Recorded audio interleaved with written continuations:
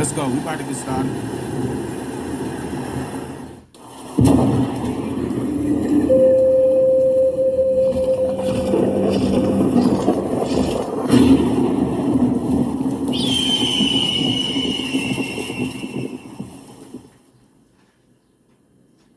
To watch all of my exclusive content not featured here on my channel, log on to my website at imjustheretomakeyoutthink.com/films.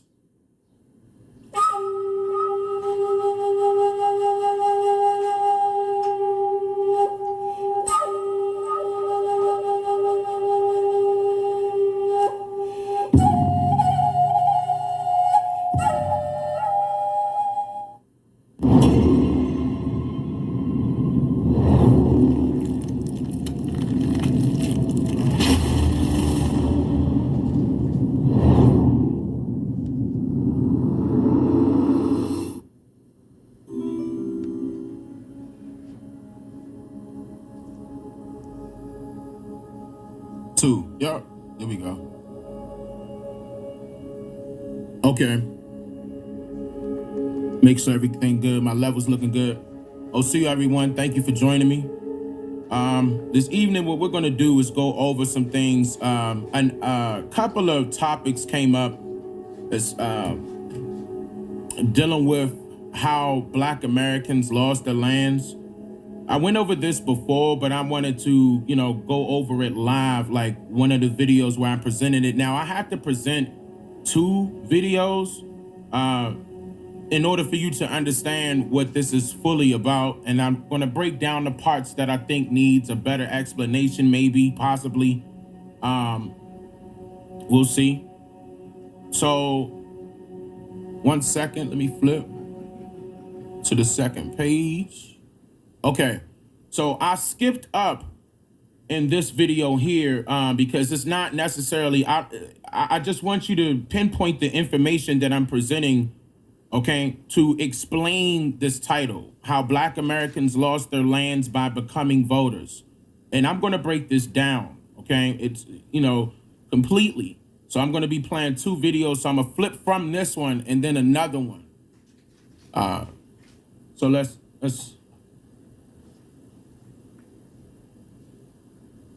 turn your volume up. What do you mean? What do you mean? Sit up. I'm up, right? Yeah. I'm not peeking. Can everybody hear me? Let me before I get started. Are we good? You can hear me?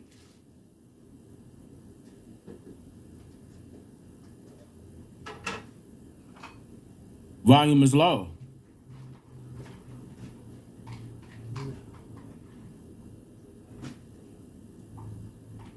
Okay, so I turned it up some more. How about now?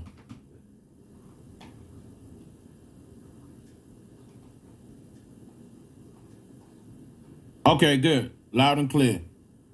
All right, now let me know if and don't troll me and tell me that it's low. Like, tell me for real, because I'm really trying to make adjustments on the fly. And, but I appreciate that. But let me know if this video is low for you guys that I'm about to play. If it is, then I'll just start, because I'm starting right at the part where I want you guys to really focus in on this information. Ever since we began to see people like Martin Luther King and Malcolm X appearing on national media stations and television programs alike, protesting and campaigning for many call to action purposes, you would see those same tactics utilized today, but in a much more provocative sense. And here's what I mean by that.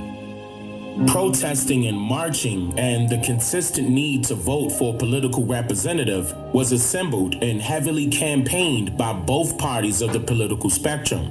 And the copper-colored people were manipulated into believing that their vote will count towards something positive for their own benefit, and things will be changed for the better good for their community's sake. But that promise has been made over and over and over again. And look at what happens. You see how your voice doesn't count when it comes to yelling for justice, right? Now, just ask yourself, why would you believe that your vote counts as if it'll actually change anything for the better? Think history isn't telling you otherwise? Now, we can recall learning in school about how our ancestors were not allowed the right to vote until the passing of the 15th Amendment, which was ratified February 3rd, 1870. And according to the National Archives and Records Administration, on pages 61 and 62 of the milestone documents of 1995, the so-called Negroes, quote, exercised the franchise and held office in many southern states through the 1880s. But in the early 1890s, steps were taken to ensure subsequent white supremacy. Literacy tests for the vote, grandfather clauses, excluding from the franchise all whose ancestors had not voted in the 1860s, and other devices to disenfranchise African Americans were written into the constitutions of former Confederate states.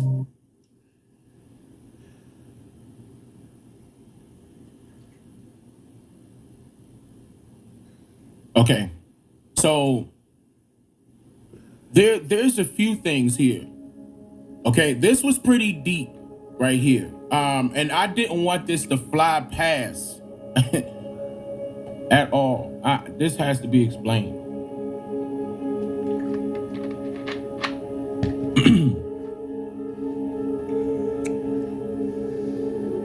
Remember when I was telling you guys that they implemented white supremacy in the 1890s? Okay, now okay, I'm going to explain in this video what that means, but this automatically lets you know that we were in office. Okay?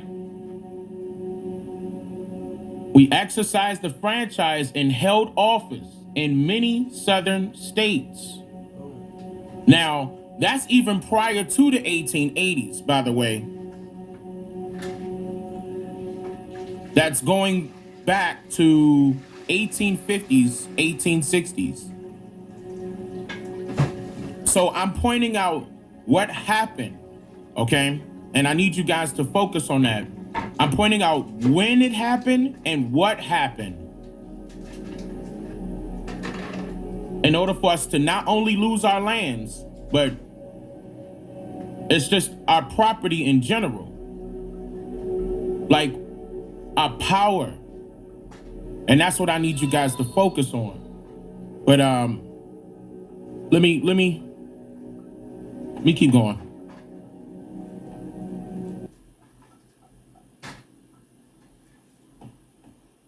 Steps were taken to ensure subsequent white supremacy. Literacy tests for the vote, grandfather clauses, excluding from the franchise all whose ancestors had not voted in the 1860s, and other devices to disenfranchise African Americans were written into the constitutions of former Confederate states. End quote. I would like for you to note this portion of the quote where it says, exercised the franchise and held office in many southern states. Because this is how you know that our ancestors were prospering as capitalists in this society during this time period, being as though they were able to run businesses, create franchises, hold elections, and office as a franchiser.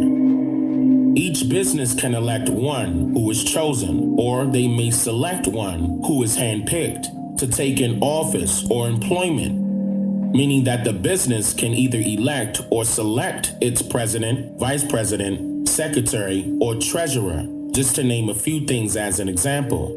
But somehow this phrase was merged into moving from business to more of a political sense. Pay attention to the this point part where right the here. definition of franchise is now being associated with both the right to vote in public elections and an authorization granted by a government or company to an individual or group, enabling them to carry out specified commercial activities.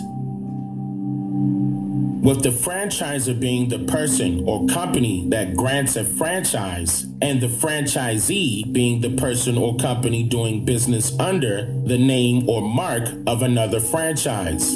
It is an elaborate agreement under which the franchisee does business in accordance with methods and procedures prescribed by the franchisor. That should sound familiar. Yeah, it's funny. Right there. That should sound familiar right there. But I'm gonna stop stopping because I believe I go into it and I just don't want to repeat myself, but that's very important to please pay attention to. And then I'm going to be explaining who are these franchisors and franchisees. And that's very important, guys. You got to understand what happened to us. Pay attention. A collective bargaining agreement should ring a bell here, which is nothing more than a legal binding contract.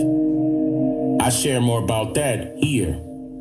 Those of you that might not know, for starters, collective bargaining is the process of negotiating the terms of employment between an employer and a group of promising employees.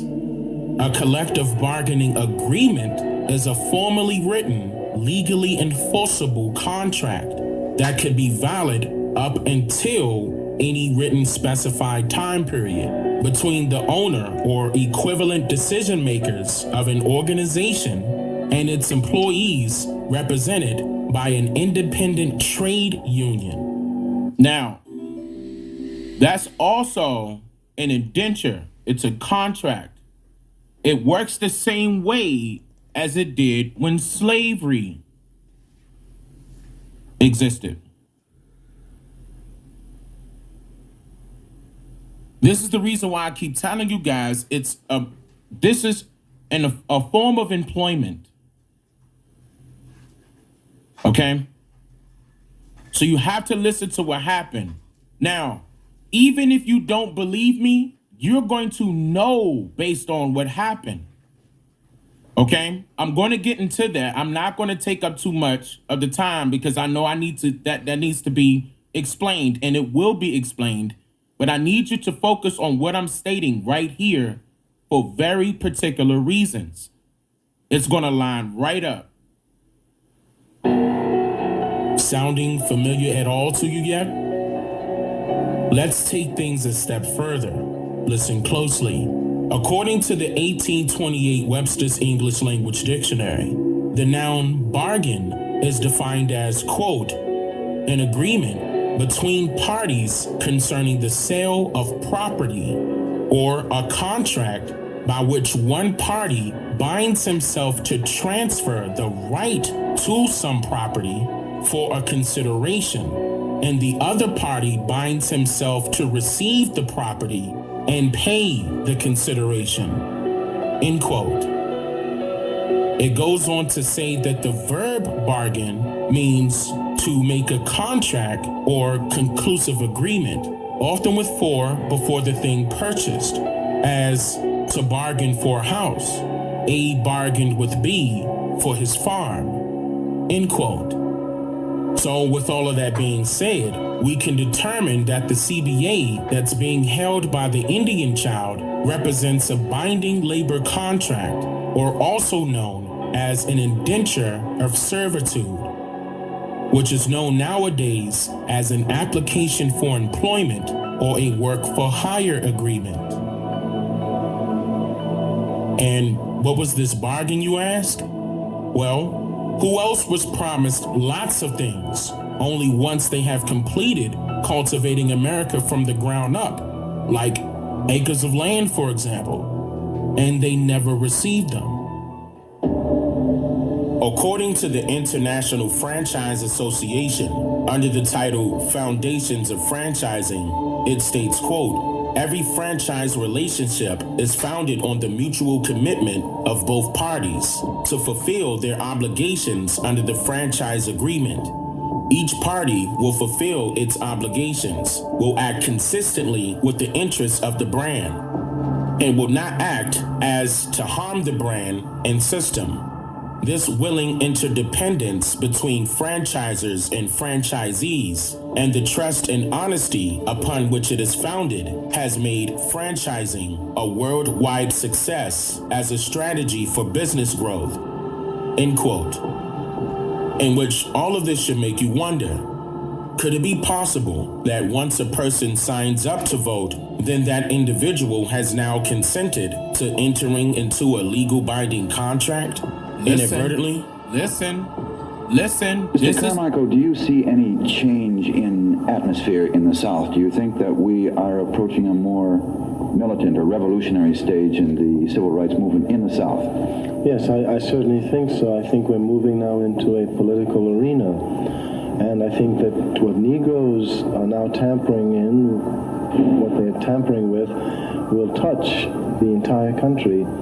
To be very precise, for example, many Negroes who have registered to vote have been evicted from their lands in Lowndes County. People who have worked on plantations for 35, 40 years because they've registered to vote have been evicted. So that raises a philosophical question, not only for us, but for the whole country.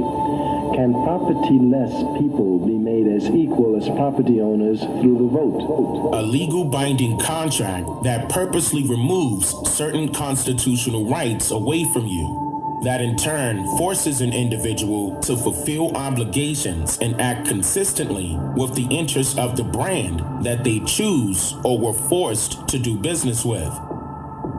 This is uncommonly known as the evolution of slavery, since steps were taken in the early 1890s to ensure subsequent white supremacy by the formal use of devices like literacy tests and grandfather clauses to ensure the disenfranchisement of the American Indians as young children.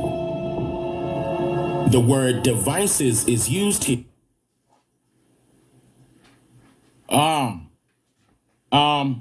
I said a lot right there. They had to do it to the children because the children weren't able to create their or have their own property. So there was a loophole that they used in order to enslave or employ the children. That's how you know that the majority of the slaves were children. They were not able to do that with most of the adults. Now, some of the adults did it with their own children. They employed their own children and other people's children, especially if they were owners of land, whatever, plantation, you pick it, reservation, ghetto, public housing, labor camps. That's what it turned into.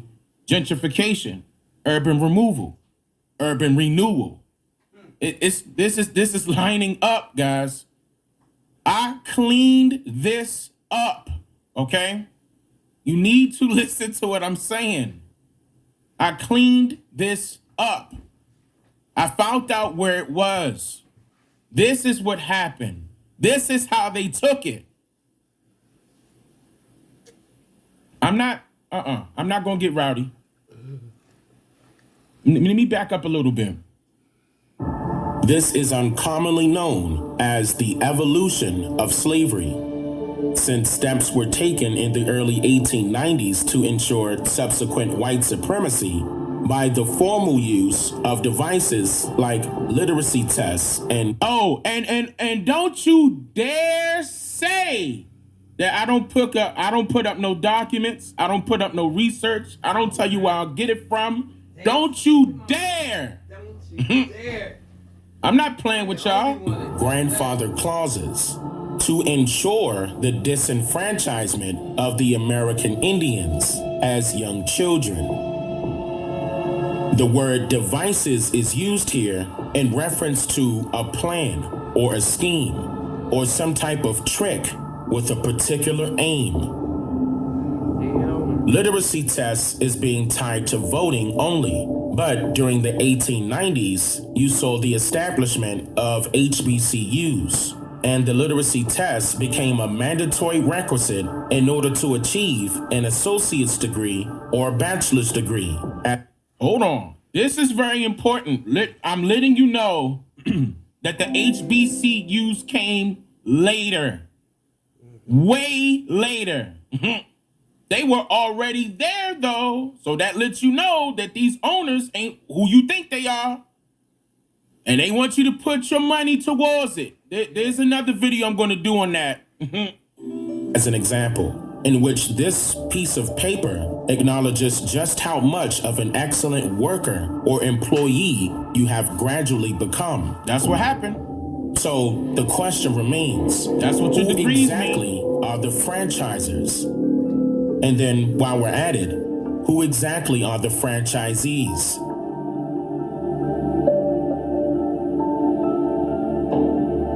Looking back at it all now, you may recall noticing that during each presidential election, from Abraham Lincoln and beyond, substantial amounts of precedents will arise, conveniently aligning with the time period given to cast your votes in for the next president. These precedents will take place in order to capture the attention of one's mindset by moving the individual emotionally to the point where whatever precedents took place and was heavily promoted by the media to the public, it eventually propels one's decision to act in emergency response to that precedent, driving the individual straight to the polls in order to emotionally cast their votes in as the end result.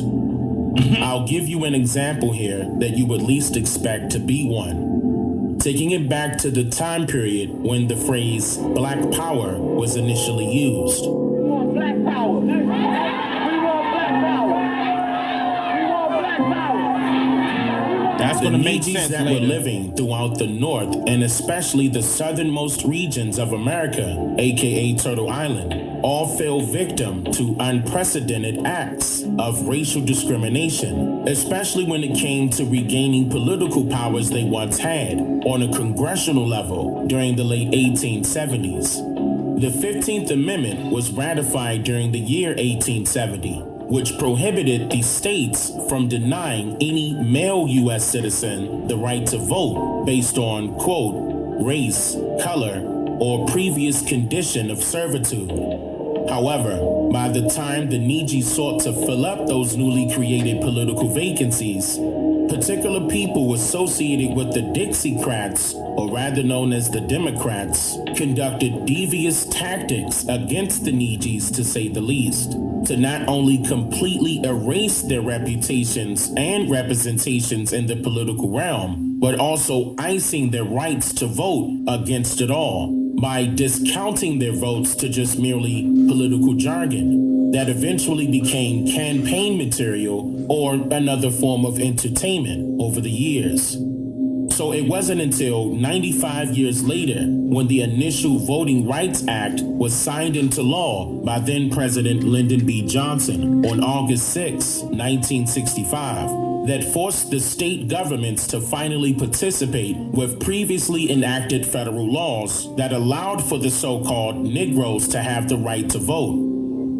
So now with this brand new allowance from the government finally afforded to the Neegies, both Republicans and the Democrats had to act fast with gaining the trust of the so-called Negro communities, and especially in the South. So what does a politician do when he or she wants to win an election with your votes?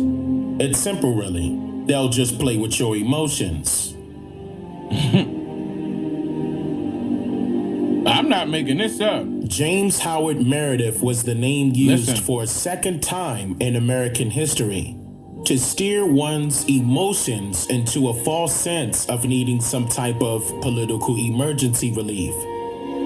The first time, then 29-year-old James Meredith was instructed by someone to attempt to desegregate the University of Mississippi by attending as a student during the year 1962. It was said to have led to a race riot, causing 2 unnamed deaths and some 160 U.S. Marshals and 40 National Guardsmen were wounded somehow. But with multiple race riots occurring throughout this time period already, this particular precedent was regarded as, quote, a pivotal moment in history of civil rights in the U.S. by the Department of Justice Project. James graduated in '63 with a degree in political science. He then continued his education all the way in Nigeria at the University of Ibadan. I could be mispronouncing that. Then he returned to the U.S. 2 years later in 1965, and then out of nowhere, James Meredith randomly launches his March Against campaign, where he's back in the spotlight again for yet another political precedent. But this time around, the pot thickens, being as though he became a victim of an attempted murder, or so the story claims. During a very hot summer on the date of June 6, 1966, according to the National Archives, James Meredith set out to march from Memphis, Tennessee, some 220 miles straight to Jackson, Mississippi, with an African walking stick in one hand and a Bible in another, all by himself with nobody in attendance for support nor verification.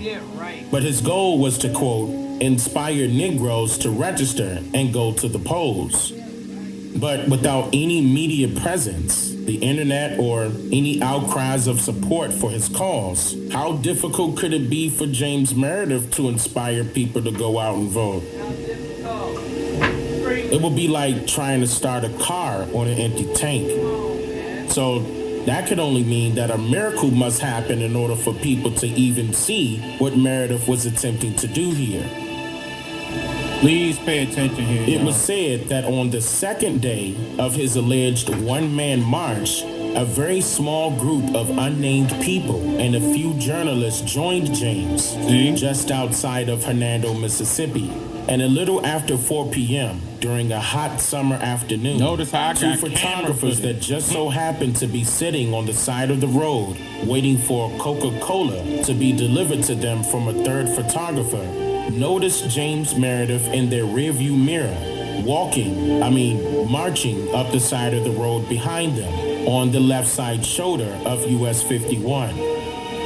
According to documents held by the National Archives from the Department of Justice, a white male appeared on the scene by the name of Aubrey James Norvell, shouting out loud, "I just want James Meredith."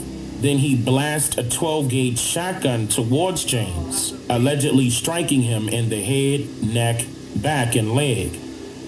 Contradicting reports claimed that he was shot by sniper bullets. And I must admit that it's great news, but it's also odd that he somehow survived.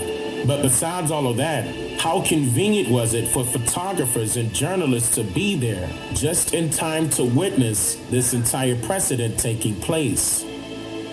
I'm and if saying things in can't more be ways any than more one, rendered, huh? it was I'm said that telling the you what shooter happened. literally I'm not sat making on this the up. side of the road and waited patiently for the police to arrive and arrest him. Aubrey was sentenced to 5 years in prison, but 3 of those years were mysteriously waived for him. And with all of that being said, the miracle was achieved. Visual messages of James Meredith's scene, quote, ran in nearly every newspaper and magazine across the country. In one photo, Meredith screams out in pain from the blast of shotgun pellets torn into his back and head as he crawls across the highway, according to the Clarion Ledger. This exposes that the civil rights movement depended strictly on visual images for political effectiveness, which came with many pros and cons. Listen. And here's what I mean by that. In the book entitled For All the World to See, Visual Culture and the Struggle for Civil Rights, author Maurice Berger writes, quote, it was not just through political or legal writing, but also through compelling images that the civil rights movement altered perception about race and thus advanced the case of black legitimacy within white America. All right, hold on. And the reason why I pointed this out is to let you guys know that that was also their way to integrate Okay, that was like the first marker of us integrating into, things that foreigners had. When we had our own, we didn't need to do that. Come on, man. Photographs of the brutality, intensity, and exigency of Black Americans' struggle for racial equality appeared in great numbers in newspapers and magazines in the 1960s, the golden age of visual media in the country. White America could no longer ignore the ugliness of what was taking place. By placing the question of civil rights front and center, the mainstream press, intentionally or otherwise, forged a path through which this imagery could enter the minds and hearts of many Americans. And that's another thing, guys. I do post books a lot. If you go back in my documentaries and stuff like that, I tell you where I get my stuff. Write it down. Write it down. If you haven't, I strongly suggest you do. And you don't have to believe me. Do your own research on it. Period. Quote. Republican Senator Jacob Jarvis of New York said, "I know of nothing which has more keened the American people to the moral implications of the struggle for civil rights than the photographs which the American press and magazines have shown of actual events on the Southern Front. Political activism in the South led to political action in Washington." The three photographers that were on the scene were Vernon Meredith III, who was freelancing for Life magazine, veteran wire service photographers Jack Thornell and Sammy Parrish of United Press International and the Associated Press, along with news media reporter Tom Jarrell and cameraman Chuck Ferris of ABC News, were all in attendance. All public information. All of this media coverage was conveniently present for Meredith's one-man march to be presented to the public as breaking news, all just to stroke your emotions to make you register and vote. All right, now hold up.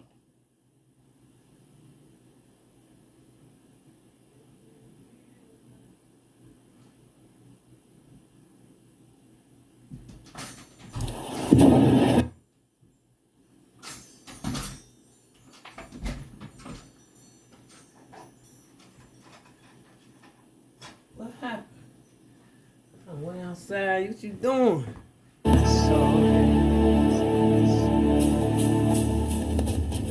that hot fire. We don't have CO, everyone. Hey, So I take it that you are well versed on what part one of this segment has to offer. And all of what I'm pointing out here during this time period is very essential to note when it comes to understanding why the so-called black vote has been discounted and undermined to the point where if the Negro shall decide to even go and register to vote under their own will, then there's a strong possibility that they may be evicted from their own lands and could possibly face losing their only means to make an income that allows them to provide for their families and maintain their farms. Now, also, I'm going to point out the breach, okay? Because sooner or later, you're going to see more information coming from me about Martin Luther King, okay?